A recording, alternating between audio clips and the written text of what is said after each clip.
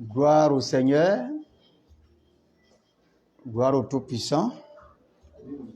Et comme prévu, je suis là, par la grâce de Dieu. Et tous ceux qui peuvent se connecter, qui se connectent, afin de vérifier le son et de voir s'ils m'entendent très très bien. Le frère Siméon, il faut te connecter et fais-moi signe si tu m'entends bien. Et voilà, je vois déjà quelqu'un qui me fait déjà signe. Que le Seigneur vous bénisse. Vous pouvez encore partager la vidéo pour que des frères et sœurs puissent en bénéficier. Vous pouvez partager toujours. Et comme annoncé, aujourd'hui le Seigneur va nous aider à traiter un sujet très très important concernant voici mon serviteur. Voici mon serviteur. Et je prie que le Seigneur nous aide à pouvoir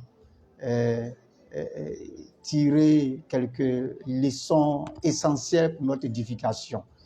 Et tout ne va pas terminer aujourd'hui, mais nous allons, par la grâce de Dieu, nous retrouver encore la prochaine fois pour pouvoir continuer là où nous sommes arrêtés.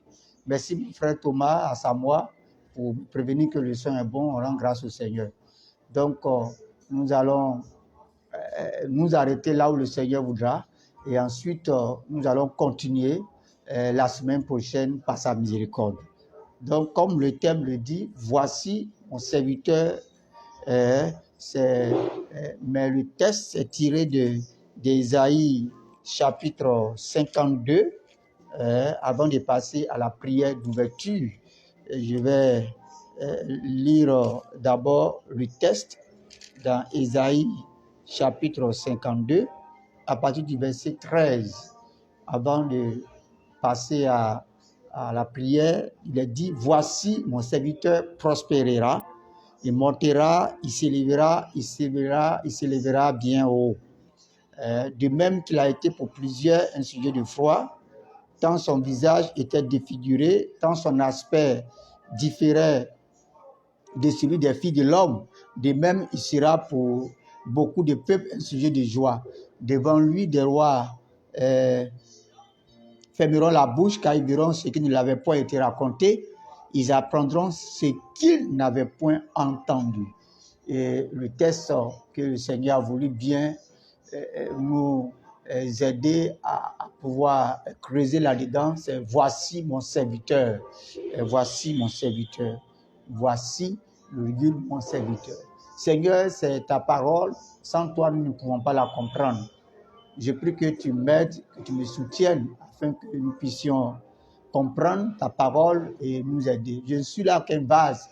Je prie que tu puisses m'accorder personnellement la grâce de te laisser au roi de gloire parler à travers ma modeste personne. Vas-y, fais ce qui est bon à faire au nom de Jésus-Christ et exprime-toi dans le cœur de chacun. Que ta grâce recalme tous ceux qui vont écouter ce message au nom de Jésus. Amen. Que le nom du Seigneur soit béni. Donc, comme le Seigneur nous dit dans sa parole dans Isaïe chapitre 52, voici mon serviteur. Lorsqu'on le texte dit voici mon serviteur de la bouche du Seigneur, on peut remarquer que Dieu est en train de montrer comme on appelle un type de personne qui est son serviteur. Et lorsque nous revenons dans Ésaïe chapitre 42, nous allons voir le Seigneur donner un peu plus de détails sur son serviteur, ce type d'homme-là, dont il dit qu'il va prospérer et monter bien haut.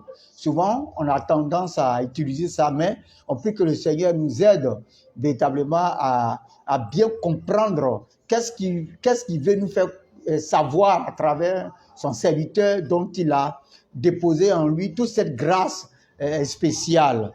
Il dit, voici mon serviteur que je soutiendrai.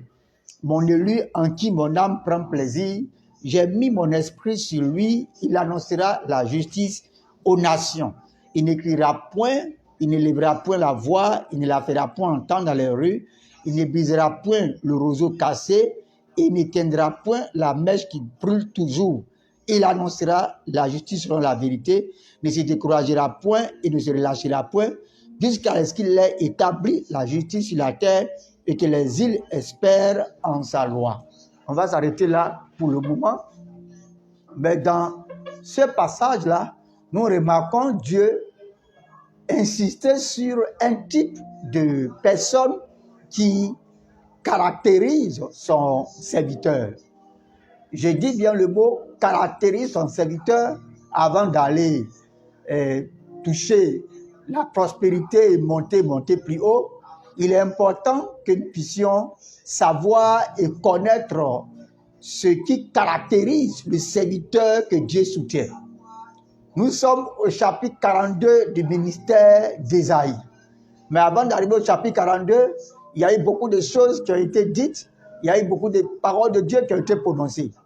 Et au verset 41, précisément, Dieu présente les enfants de Jacob, Israël, comme étant son serviteur. Et il en a suscité parmi les descendants de Jacob plusieurs qui ont été à son service. Mais on remarque que Dieu dit que les filles de Jacob sont ses serviteurs, qu'Israël est son serviteur. Mais il arrive des moments où l'ennemi trouve une entrée dans la vie des Israélites et disperse leurs ressources, les brise et souvent les tient captifs. Et Israël est habitué à ce genre de traitement. Et Israël se posait la question de savoir, mais tu dis, je suis ton serviteur là, je ne comprends pas l'affaire là. Mais Dieu continue de dire, oui, Israël est mon serviteur. Lorsqu'on prend le chapitre 41, du verset 9, le Seigneur dit, chapitre 41, verset 9, dit, toi que j'ai pris aux extrémités de la terre et que j'ai appelé d'une pointrée lointaine, à qui j'ai dit, tu es mon serviteur, je t'ai choisi et je ne te rejette point. Vous voyez, et Dieu dit, ne crains rien quand je suis avec toi, ne mène pas tes regards inquiets quand je suis ton Dieu. Avec toutes ces promesses qui sont liées au fait d'être serviteur de Dieu, Israël et les Juifs et le peuple de Dieu à cette époque a senti un contraste entre les promesses de Dieu liées aux serviteurs de Dieu et ceux qui vivent en réalité. Peut-être que toi qui m'entends, tu es serviteur de Dieu, mais tu te dis, mais serviteur de Dieu, voici toutes les implications, voici les problèmes qui sont liés au serviteur de Dieu. Mais pourquoi est-ce que je suis ceci? Pourquoi est-ce que je suis cela? Qu'est-ce qui ne va pas? Qu'est-ce qui a été fait et qu'est-ce qui n'a pas été fait? Peut-être que tu te poses cette question, mais Dieu est en train de te répondre ce soir. Ce qu'il faut comprendre, c'est que bien vrai que Dieu choisisse Israël, son peuple, comme étant ses serviteurs sur la terre, il est ça, au fait, en réalité, identifié à un caractère. Le caractéristique de celui qui est le serviteur de Dieu, le serviteur que Dieu soutient. Au fait, depuis toujours, Dieu a toujours voulu amener son peuple à se caractériser, à être conforme à l'image de son serviteur. Le serviteur de Dieu, c'est celui, au fait, c'est l'image de Dieu à l'œuvre et agissant selon sa ressemblance qui est appelé serviteur dans la pensée de Dieu. Donc, qu'est-ce que Dieu est en train de nous amener à dire? Dieu est en train d'amener à son peuple pour comprendre que lorsque je parle de mon serviteur, je ne le caractérise pas par une apparence physique, mais parce que ce n'est pas l'apparence physique là qui est en réalité mon serviteur, mais la vie que porte le physique. Donc, la vie que tu as, c'est ça qui est le service, qui est au service de Dieu. Donc Dieu montrait à Israël à son peuple que, au fait, c'est une vie qui me sert et non pas l'apparence religieuse du service. Je veux une vie qui puisse me servir et voici le type de vie que je soutiens. Et on remarque au chapitre 42, Dieu révélait son serviteur non pas par son habillement, non pas par ses richesses physiques, non pas par son apparence, mais Dieu révèle son serviteur par son caractère. Et dit, voici mon serviteur que je soutiendrai. Et Dieu énonce le caractère le caractère pratique de son serviteur à Israël. Et pour leur dire que c'est lui-là que je soutiens. Et chaque fois que tu vas quitter ce type que je viens de démontrer là, au fait, tu n'es pas en train d'être à mon service. Tu seras en train d'être au service de quelqu'un d'autre. Et comme tu n'es pas à mon service, c'est normal que l'ennemi que tu es en train de servir maintenant par ta vie puisse t'utiliser et faire de toi ce qu'il veut. Quand ta vie n'est pas à mon service, tout ce que ton corps fait n'est pas non plus à mon service. Et Dieu est en train de démontrer à travers ce passage ce type de personne qu'il soutient depuis l'éternité. Tout ce que Dieu a fait, il a fait que par son serviteur. Et son serviteur, Dieu nous dit qu'il est avec lui. Il a été toujours avec lui. Et en réalité, c'est lui-même. Et c'est l'image physique du Dieu invisible. Il est la reproduction visuelle du Dieu qu'on ne voit pas. Je suis en train de dire tout ça là, je prie que le Saint-Esprit nous aide à bien comprendre, mais pour dire que depuis toujours l'éternité, ce qui est au service de Dieu, au fait, c'est ce qui vient de lui. C'est ce qui vient de Dieu qui est à son service.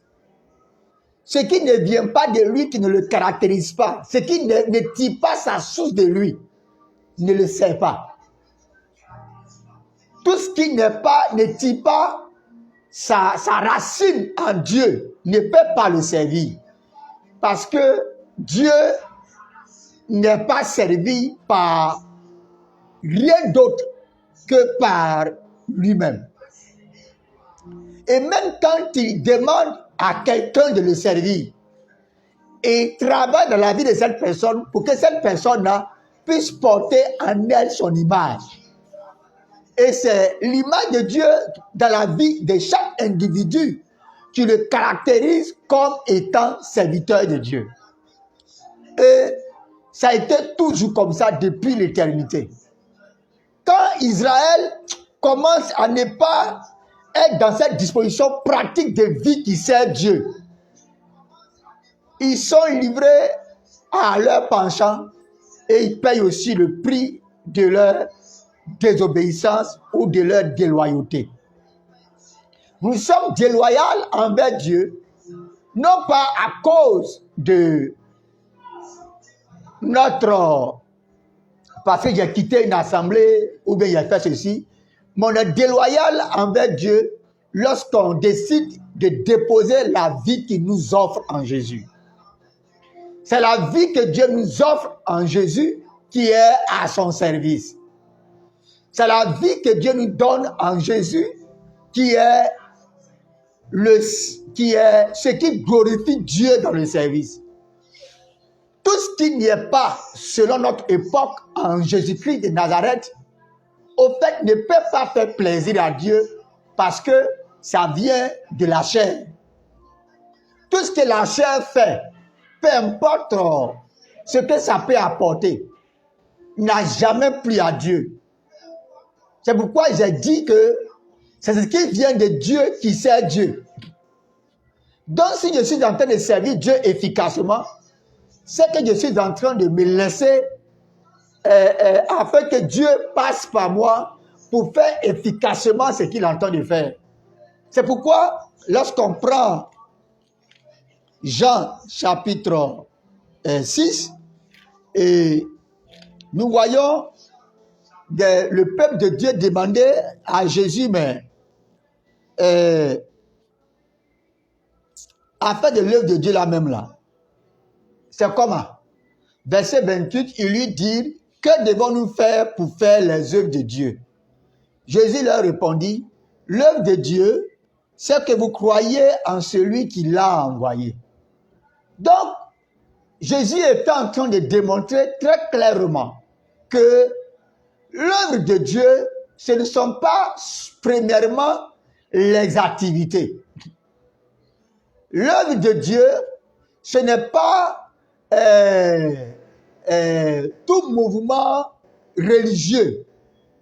L'œuvre de Dieu, c'est laisser celui que le Seigneur a envoyé être une vie en nous pour opérer. C'est quand on laisse Christ être en nous pour opérer que nous sommes en train de faire l'œuvre de Dieu. L'œuvre de Dieu, c'est croire que tout ce que Christ fait, c'est ça qui est bon. C'est croire que tout ce que Christ dit, c'est ça qui est bon.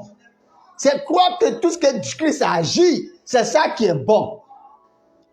Faire l'œuvre de Dieu, c'est laisser toute la place à Jésus de s'exprimer à travers nous. C'est quand Jésus s'exprime en nous que nous sommes en train de faire l'œuvre de Dieu.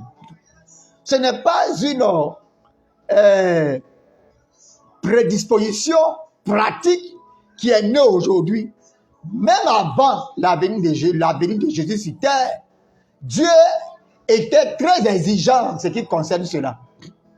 Et ceux avec qui Dieu même a marché en tant qu'homme naturel, cette combinaison de Dieu avec l'homme naturel, pendant tous ces siècles avant l'arrivée de Jésus, n'a rien apporté. C'est pourquoi le Seigneur a bien voulu accomplir toutes choses en Jésus, afin que Jésus soit la vie qui opère en tous.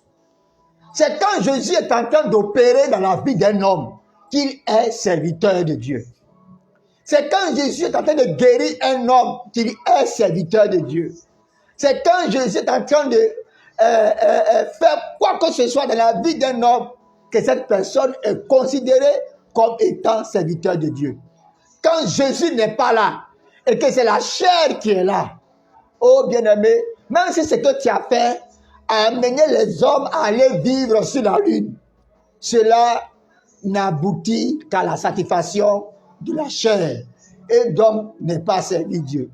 C'est pourquoi lorsqu'on prend Jean encore chapitre 7, Jésus a été un peu dur avec les pharisiens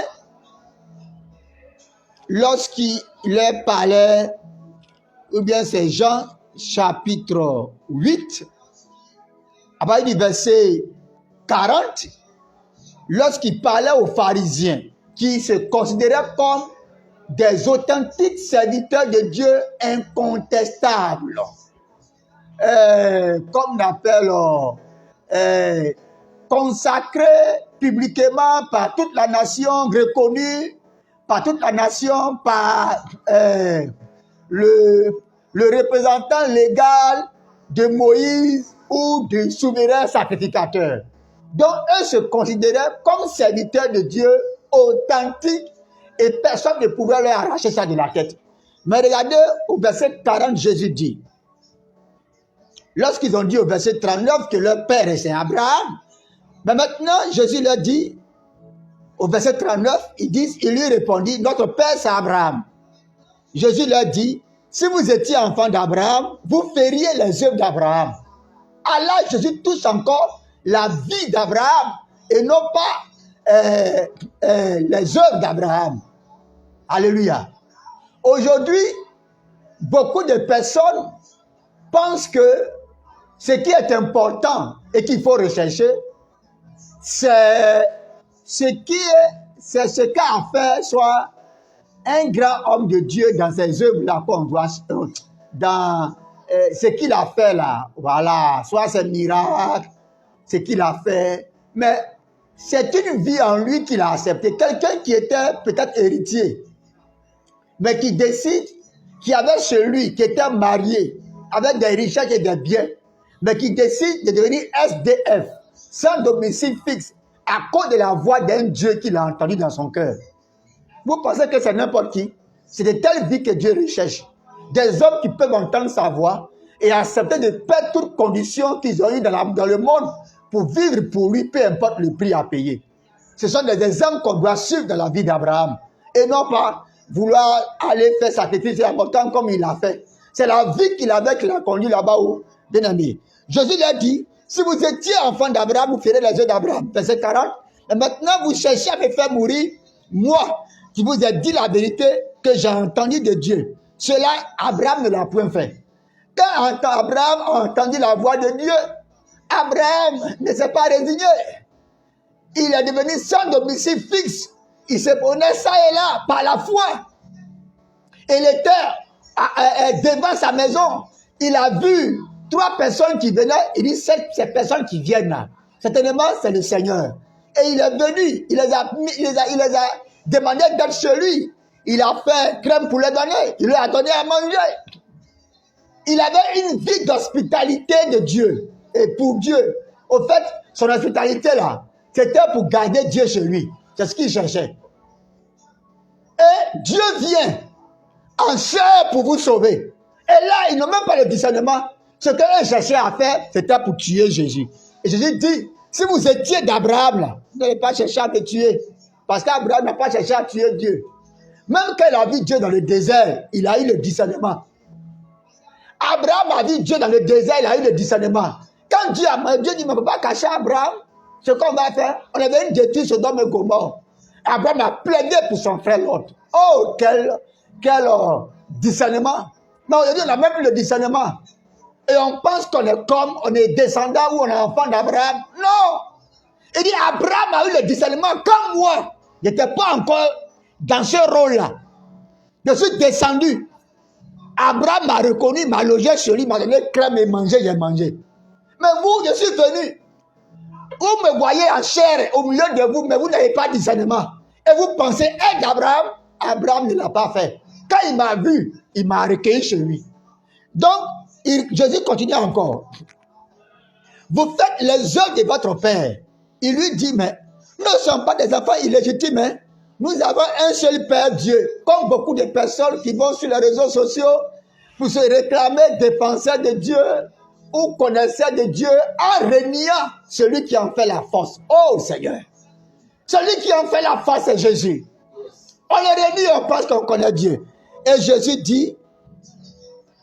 l'a dit, si Dieu était votre Père, vous m'aimeriez, car c'est de Dieu que je suis sorti et que je viens. Je ne suis pas venu de moi-même, mais c'est lui qui m'a envoyé. Pourquoi ne comprenez-vous pas mon langage? Parce que vous ne pouvez écouter ma parole. Vous avez pour père le diable. Et vous voulez accomplir les désirs de votre père. Il a été meurtrier dès le commencement. Et il ne se tient pas dans la vérité parce qu'il n'y a pas de vérité en lui. Lorsqu'il profère le mensonge, il parle de son propre fond, car il est menteur et le père du mensonge. Et moi, parce que je dis la vérité, vous ne me croyez pas. Vous voyez là, on remarque Jésus parlait à des serviteurs de Dieu de l'Ancien Testament qui étaient réellement convaincus qu'ils étaient serviteurs de Dieu. Et quand Jésus dit quelque chose, bien aimé, c'est même pour même pas la peine, on va chercher à nier cette chose-là.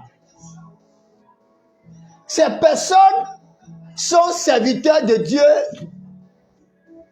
en tenant compte des critères établis à leur époque pour être serviteurs de Dieu.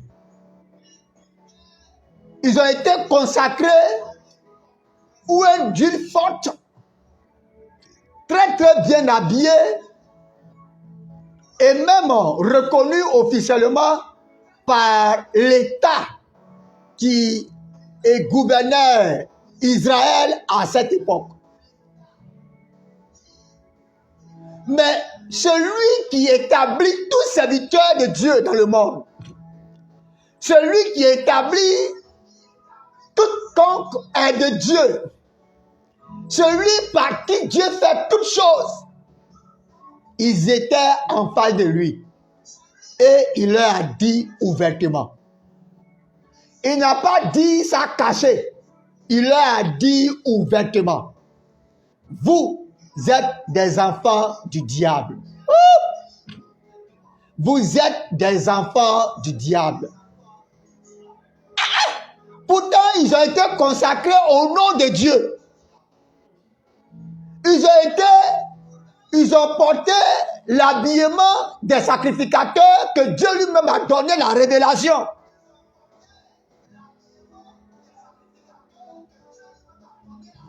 Mais on se rend compte que Dieu était devant eux.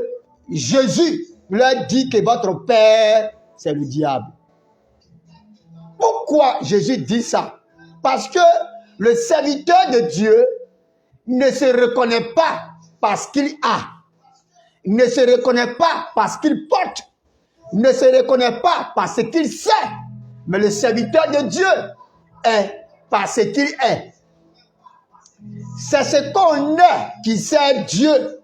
C'est ce qu'on est aussi qui nous confirme en tant que serviteur de Dieu, du royaume de Dieu. Et qui on doit être? En réalité, on ne doit pas être une autre personne que le serviteur de Dieu. On ne doit pas être une autre personne que l'ultime et le seul serviteur de Dieu. Au fait, juste pour dire que Dieu reconnaît qu'un seul serviteur de Dieu. Et en lui, il a mis toute son affection.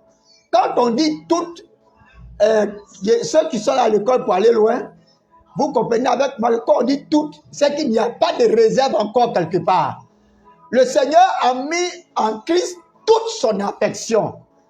Pour son service, c'est lui seul qui peut faire quoi que ce soit que Dieu peut aimer. Si ce n'est pas lui qui est en train de faire dans la vie de quelqu'un, tout ce que la personne va faire, au fait, c'est inimitié contre Dieu. C'est rejeté par Dieu. Et on est en train de servir correctement le diable lorsque ce n'est pas lui qui est en train de faire quelque chose. C'est pourquoi toi qui m'entends, je ne sais pas quel est le critère qui fait de toi un serviteur de Dieu. Sur quelle base tu es serviteur de Dieu. Mais le serviteur de Dieu n'a pas changé. Il est le même hier, aujourd'hui, et il est éternellement. Il s'appelle Jésus. C'est lui le souverain des souverains sacrificateurs. C'est lui qui a été établi dans la vie de chaque individu pour servir Dieu honnêtement et efficacement. C'est son service qui plaît à Dieu. C'est son service qui est reconnu par Dieu. Donc si moi je veux être serviteur de Dieu, si je suis appelé à être serviteur de Dieu, quelle est donc l'implication? Quel est donc ce que Dieu attend de moi? Ce que Dieu attend de toi, c'est simple. C'est d'accepter de perdre ta propre vie pour recevoir celle de Jésus. Parce que, qu'on le veut ou pas, c'est la vie qui est à l'intérieur de toi qui sert soit Dieu ou le diable. La vie biologique avec laquelle nous sommes nés ne peut pas servir Dieu, c'est la chair. Peu importe les efforts qu'elle peut faire, elle ne peut pas honorer Dieu, ça serait toujours chair. Donc, c'est de renoncer à sa vie, c'est-à-dire être crucifié avec Jésus, pour que son moi puisse mourir, pour que le Christ soit désormais la vie, comme Paul pouvait le dire dans Galates chapitre 2, verset 20, il dit, j'ai été crucifié avec Christ. Si je vis, ce n'est plus moi, Paul, l'étudiant en théologie irréprochable selon la loi, mais toute cette étude que j'ai faite là, le résultat m'a conduit à aller tuer les adorateurs de Dieu. Mais aujourd'hui, ce moi-là, hébreu né d'hébreu, pharisien, circoncis le 8e jour là, il est mort avec Christ. Et désormais, ce n'est plus moi qui vis, mais c'est Christ qui vit sa vie à l'intérieur de moi. Et comme Christ vit en moi, je vis donc par la foi au Fils de Dieu, qui m'a aimé et qui s'est livré lui-même pour moi.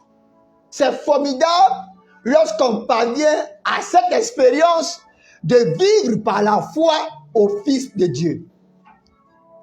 Vivre par la foi au Fils de Dieu est possible lorsqu'on est crucifié d'abord de sa propre vie, de ses propres ambitions, et que notre moi est mort en Christ et qu'on reçoit la vie de Christ. Quand la vie de Christ est en nous, on ne jure que par elle, on ne bouge que par elle, on ne raisonne que par elle et on ne fonctionne que par elle.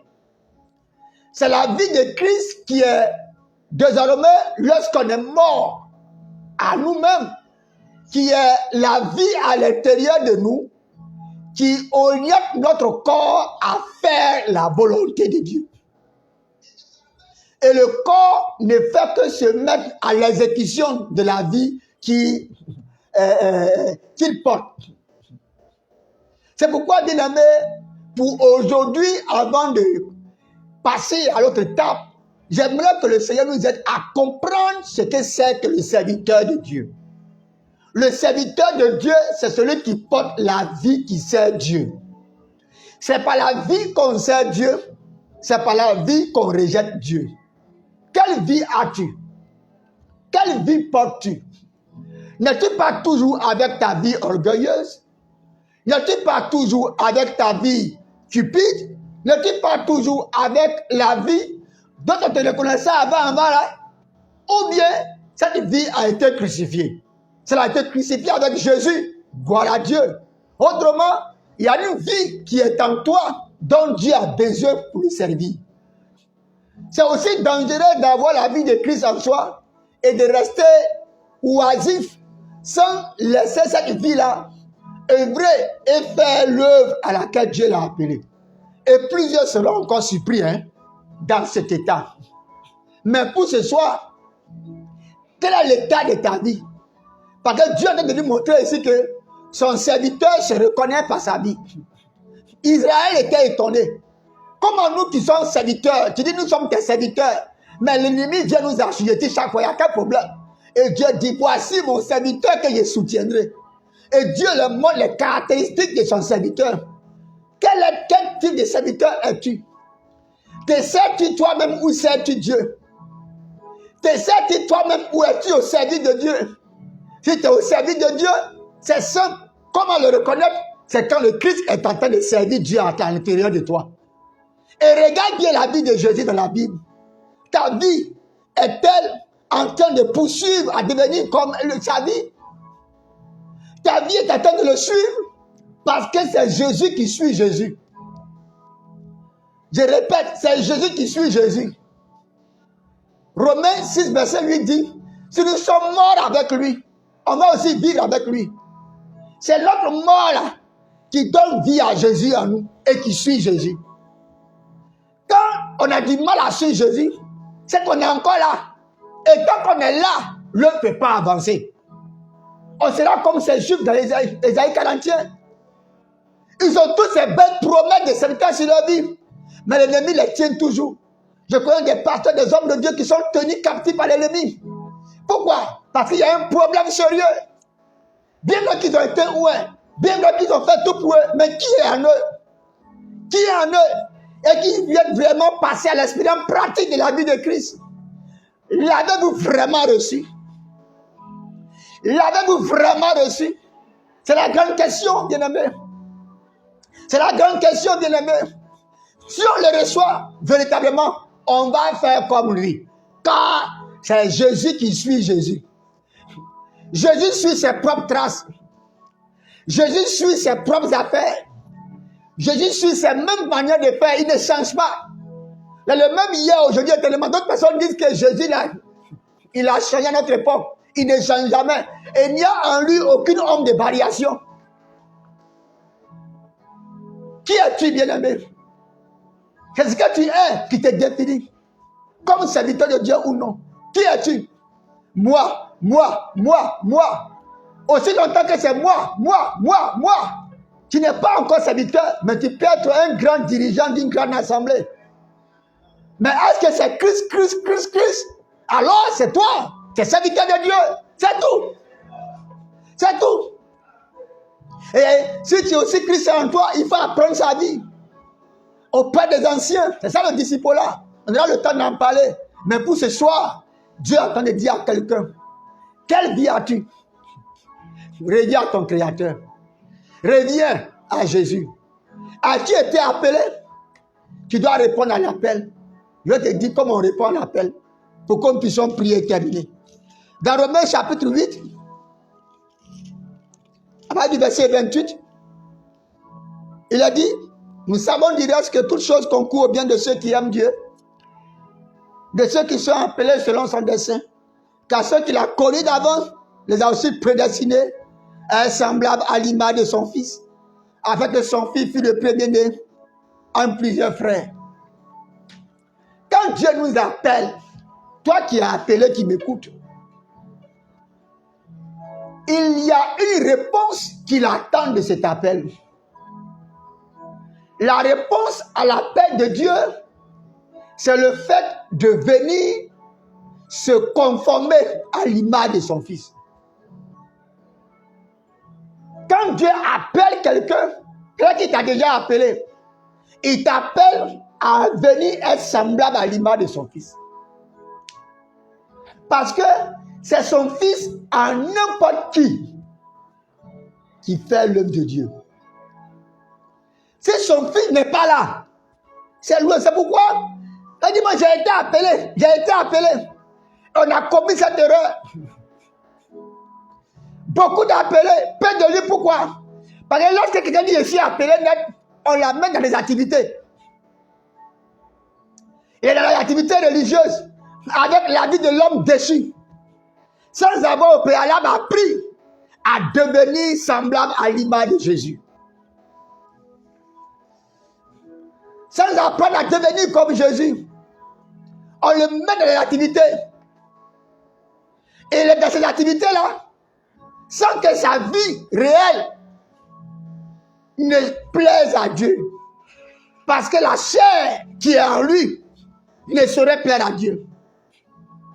As-tu été appelé? Viens apprendre de Jésus. As-tu été appelé? Va apprendre de Jésus. Auprès de ton pasteur, auprès de ton ancien, auprès des maîtres d'ici, que Dieu va t'orienter. Parce que plus tu es comme lui, plus tu sais Dieu. Plus on est comme Jésus, plus on sait Dieu efficacement. L'échec, c'est le manque de sa connaissance. L'œuvre de Dieu n'avance pas. Je vois, c'est vrai. Oh, mon frère, il y a une seule chose à faire. Viens porter Jésus en toi. Viens porter Jésus en toi. C'est lui qui te manque pour faire avancer l'œuvre de Dieu. Ce qui est de la chair est chair. Et devient poussière et cendre. Mais ce qui est de l'esprit, c'est lui. Et qui demeure éternellement. Viens le recevoir. Viens changer de vie. C'est sa vie en toi qui va le servir. Pourquoi l'homme n'avance pas? N'as-tu pas remarqué la colère? N'as-tu pas remarqué l'orgueil? N'as-tu pas remarqué la cupidité? N'as-tu pas remarqué la fornication, l'adultère? Pourquoi toutes ces choses détruisent l'homme aujourd'hui? N'as-tu pas remarqué la jalousie, l'inimitié? Pourquoi l'homme de Dieu est divisé, cassé aujourd'hui? Pourquoi ces choses existent par l'absence de Jésus? Quand Jésus n'est pas quelque part, c'est normal que la chair aussi soit là. La chair, c'est le remplaçant direct. C'est le remplaçant direct à l'absence de Jésus. Je ne sais pas si c'est beau français. Quand Jésus n'est pas là, la chair est là. Viens à lui. Viens porter Jésus. Va le chercher. Si tu l'as trouvé, les autres choses te seront données par-dessus. Tu vas voir l'œuvre de Dieu changer. Personne ne connaît l'œuvre de Dieu. Personne ne maîtrise l'œuvre de Dieu, à part Jésus. C'est son œuvre, c'est lui qui le connaît. On pense souvent que non, si je peux voir des choses sur la vie des gens, ou bien si je peux faire, si j'ai un don de miracle, je peux rapidement aller servir Dieu. Ce n'est pas vrai. Ce n'est pas le don qui sert Dieu. Le don n'a jamais servi Dieu. Ce qui sert Dieu, c'est la vie. Ce qui sert Dieu, c'est la vie. La vie de Christ, c'est elle qui sert Dieu. Le don peut soulager les gens, mais ça ne peut pas sauver quelqu'un si Jésus ne s'implique pas. Que Dieu nous aide. À savoir que, peut-être que tu as un don qui t'a trompé. Reviens au Seigneur. Reviens, viens porter le Christ en toi. Va le chercher, porte-le. Tu vas voir, le don que tu as va orienter aussi les autres vers Jésus. Mais si Jésus n'est pas là, ton don va attirer les âmes vers toi. Tu peux même avoir beaucoup d'argent, beaucoup de renommée, on peut te voir partout. Mais être un serviteur reconnu très bien par le diable. Faisons attention, que Dieu nous aide. Pour ce soir, on va s'arrêter là. Le Seigneur dit, voici mon serviteur. Et Dieu le montre par les caractéristiques d'une vie. Il dit, il ne va pas crier n'importe comment. Parce que moi, je vais crier en lui. Il ne fera pas n'importe quoi. Il va annoncer la justice. Ce sont les caractéristiques du serviteur de Dieu. Et c'est de Jésus que Dieu parle. Pour ce soir, chacun d'entre nous va aller au pied du Seigneur. Va aller vers lui pour dire, Seigneur, remplis-moi de Jésus. Il m'a dit à faire la promesse qui nous donne sa vie et nous la donne en abondance. Bien aimé, Jésus veut te donner sa vie en abondance afin que ça puisse être utilisé en toi pour servir Dieu. Va vers lui, va prier. Va prier. Oui, pendant que c'était parlé, il faut commencer à prier pour dire, Seigneur, je veux ta vie pour te servir. Parce que c'est la vie de Dieu qui sert Dieu. Afin que Christ en toi puisse te donner l'efficacité d'un service efficace dans le ministère. Que Dieu nous bénisse et nous accorde sa miséricorde pour qu'on reçoive vraiment Jésus. Pour prier, pour qu'on reçoive vraiment Jésus. Pour faire l'œuvre de Dieu, pour qu'on reçoive vraiment Jésus. Pour une vie qui puisse plaire à Dieu. Que le Seigneur nous bénisse. Si tu es là, tu m'entends ce soir, va à la prière. Chacun d'entre nous va prier. Toi qui m'entends de long comme de près, tu vas prier. Tu vas dire au Seigneur, je veux une seule chose. Toi et toi seul. Je veux que tu remplisses ma vie. Parce que ta présence en moi va m'amener à te servir efficacement. Viens remplir ma vie. Viens crucifier mon moi. Viens mettre en moi ma propre personne. Délivre-moi de moi-même et amène-moi à toi. Amène-moi à toi. Afin qu'on puisse continuer pour voir comment il prospère. Il est temps que tu saches qui est serviteur de Dieu. Et c'est Jésus. Et il est venu en tant que vie pour toi. Ne laisse pas passer cette opportunité. Saisis-la et donne-toi à lui. Tu vas voir ce que Dieu va faire. Que le Seigneur nous bénisse. Je vais prier. Seigneur, merci pour ta grâce. Merci pour ta bonté. Merci pour ta fidélité. Ce soir, tu nous as présenté ton serviteur qui est Jésus. Aide-nous à être comme lui. À les porter en nous pour te servir. Pendant que des frères et sœurs sont en train de prier, Seigneur, exauce leurs prières. Tu nous as fait la promesse que tu nous donnes cette vie en abondance. Qu'on la reçoive en abondance. Pour nos foyers, prédication de nos enfants, pour le ministère, pour tout ce que tu as fait avec nous. On a besoin de cette vie. Aide-nous à la voir. Aide-nous à la posséder. Oriente-nous où on peut la voir en abondance. Dirige-nous. S'il y a quelqu'un qui a quelque part qui m'entend, quelque part où elle n'a pas, fais sortir cette personne de là.